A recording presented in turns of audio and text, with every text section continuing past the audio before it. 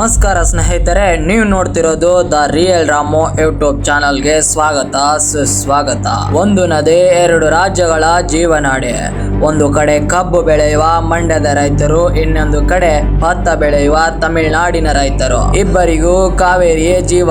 ಆದರೆ ಈ ನದಿಯ ಸುತ್ತ ಒಂದು ಶತಮಾನದ ಜಗಳ ನಡೀತಿದೆ. ಯಾಕೆ ಗೊತ್ತಾ? ಎಲ್ಲ ಶುರುವಾಗಿದ್ದು ಒಂದು ಡ್ಯಾಮ್ ನಿಂದ. 20ನೇ ಶತಮಾನದ ಆರಂಭ. ಮೈಸೂರು ಸಂಸ್ಥಾನ ಆಗಿನ ದಿವಾನರಾಗಿದ್ದ ಸರ್ ಎಂ ವಿಶ್ವೇಶ್ವರಯ್ಯ ಅವರ ದೂರದೃಷ್ಟಿ. ಮಂಡ್ಯ ಜಿಲ್ಲೆಯ ಕೃಷ್ಣರಾಜಸಾಗರದಲ್ಲಿ ಒಂದು ಬೃಹತ್ ಜಲಾಶಯ ಕಟ್ಟುವ ಕನಸು 1911ರಲ್ಲಿ ಶುರುವಾದ ಕೆಲಸ 1932ರಲ್ಲಿ ಪೂರ್ಣಗೊಂಡಿತು. ಮೈಸೂರು ಮಹಾರಾಜ್ ನಾಲ್ವಡಿ ಕೃಷ್ಣರಾಜ ಒಡೆಯರ್ ಅವರ ಹೆಸರಿನಲ್ಲೇ ಈ ಜಲಾಶಯಕ್ಕೆ ಹೆಸರಿಡಲಾಯಿತು, ಕೃಷ್ಣರಾಜಸಾಗರ ಅಂತ. ಆದರೆ ಈ ಡ್ಯಾಮ್ಗಿಂತ ಮೊದಲೇ ಒಂದು ಒಪ್ಪಂದ ಇತ್ತು. 1992ರಲ್ಲಿ ಮೈಸೂರು ಸಂಸ್ಥಾನ ಮತ್ತು ಮದ್ರಾಸ್ ಪ್ರೆಸಿಡೆನ್ಸಿ ನಡುವೆ ಒಂದು ಮೊದಲ ನೀರು ಹಂಚಿಕೆ ಒಪ್ಪಂದ ಆಗಿತ್ತು. ನಂತರ 1924ರಲ್ಲಿ ಇನ್ನೊಂದು ಒಪ್ಪಂದ. ಇದೇ ಒಪ್ಪಂದದ ಆಧಾರದ ಮೇಲೆ KRS ಡ್ಯಾಮ್ ಕಟ್ಟಲು ಮದ್ರಾಸ್ ಪ್ರೆಸಿಡೆನ್ಸಿ ಒಪ್ಪಿಗೆ ಕೊಟ್ಟಿತ್ತು. ಆದರೆ ಈ 1924ಕ್ಕೆ ಒಪ್ಪಂದಕ್ಕೆ 50 ವರ್ಷಗಳ ಅವಧಿ ಮಾತ್ರ ಇತ್ತು. ಅಂದರೆ 1974ಕ್ಕೆ ಮುಗಿಯಬೇಕಿತ್ತು. ಇದೇ ಮುಂದಿನ ಜಗಳಕ್ಕೆ ಬೀಜ ಬಿತ್ತಿತ್ತು. 1974ರ ನಂತರ ಒಪ್ಪಂದದ ಅವಧಿ ಮುಗಿಯಿತು. ಆದರೆ ಹೊಸ ಒಪ್ಪಂದ ಆಗಲಿಲ್ಲ.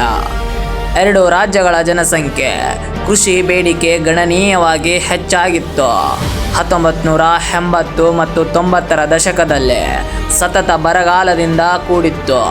ಕರ್ನಾಟಕ ಹೇಳಿತು, ನಮ್ಮ ಜಲಾಶಯಗಳೇ ಖಾಲಿ ಇರುವಾಗ ಕೆಳಗೆ ನೀರು ಬಿಡುವುದು ಹೇಗೆ? ತಮಿಳುನಾಡು ಹೇಳಿತು, ಶತಮಾನದ ಒಪ್ಪಂದದ ಪ್ರಕಾರ ನಮ್ಮ ಪಾಲಿನ ನೀರು ನಮಗೆ ಬೇಕು ಅಂತ.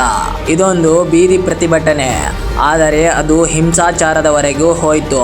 ಕೊನೆಗೆ 1990ರಲ್ಲಿ ಕೇಂದ್ರ ಸರ್ಕಾರ ಕಾವೇರಿ ಜಲ ವಿವಾದಗಳ ನ್ಯಾಯಾಲಯ ಮಂಡಳಿ ರಚಿಸಿತು.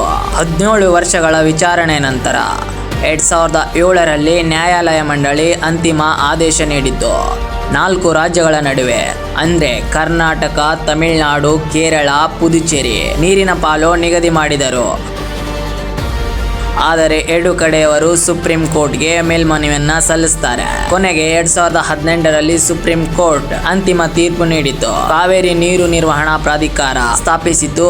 ಇಂದು ಎಷ್ಟು ನೀರು ಯಾವಾಗ ಬಿಡಬೇಕು ಅಂತ ನಿರ್ಧರಿಸುತ್ತೆ. ಇಂದಿಗೂ ಪ್ರತಿ ಮಳೆಗಾಲದಲ್ಲಿ ಈ ಪ್ರಶ್ನೆ ಮತ್ತೆ ಎದ್ದೇಳುತ್ತೆ.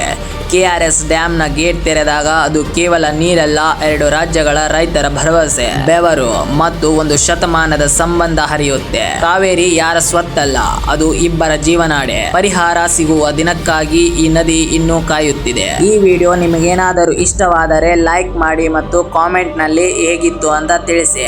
ಮತ್ತು ಮುಂದಿನ ವಿಡಿಯೋಗೋಸ್ಕರ ನಮ್ಮನ್ನ ಸಬ್ಸ್ಕ್ರೈಬ್ ಮಾಡ್ಕೊಳ್ಳಿ. ಧನ್ಯವಾದಗಳು.